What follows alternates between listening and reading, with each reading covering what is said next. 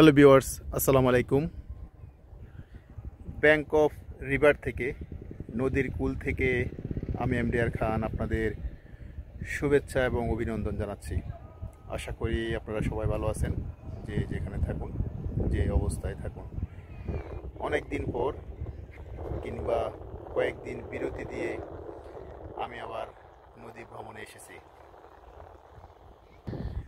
নদী ভ্রমণ আমাকে অন্যরকম অনুভূতি দেয়, বিশেষ করে যখন কর্মব্যস্ত সময় অতিবাহিত করা হয় কিংবা অন্যান্য ব্যস্ততার কারণে কিংবা সময় যদি একটু কঠিন যায়, তখন আমি নদী ভ্রমণে বের হই।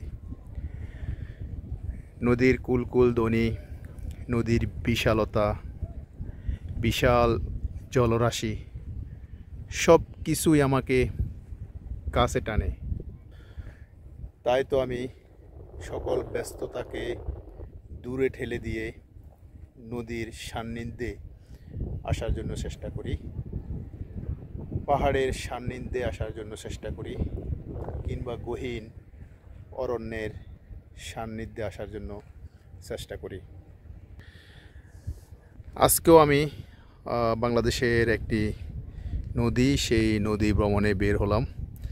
দীর্ঘ এক ভ্রমণ শেষে এখন আমি ব্যাংক অফ দি রিভার, নদীর কূলে হেঁটে হেঁটে বাতাস খাচ্ছি এবং সেই সাথে আপনাদের সাথে আমি কথামালায় যুক্ত হচ্ছি।